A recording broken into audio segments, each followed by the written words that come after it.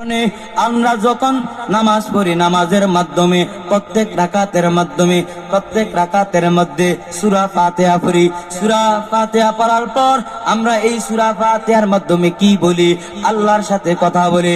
আমরা যখন আল্লাহকে প্রশ্ন করি, আল্লাহ তাআলা ওই প্রশ্নের জবাব দিয়া দেয়। এই কারণে নামাজ পড়তে হবে এমন ভাবে যেইভাবে আল্লাহ তাআলা বলেছেন, ওইভাবে যদি বান্দা নামাজ আদায় করো, নামাজটা তোমার আল্লাহ তাআলার দরবারে কবুল হয়ে যাবে। আর আল্লাহ তাআলার সন্তুষ্টি অর্জন করিয়া যদি বান্দা তুমি ইবাদত করো, যদি বান্দা আমল করো, তাহলে একটা আমলই তোমার জন্য যথেষ্ট। রহমাতুল লিল আলামিন মদিনাওয়ালা নবী জানায় দেয়, অল্প আমলই নাজাতের জন্য যথেষ্ট হইবে। বান্দা তুমি দিনে 30টা আমল করার দরকার নাই, দিনে তোমার 40টা আমল করার দরকার নাই।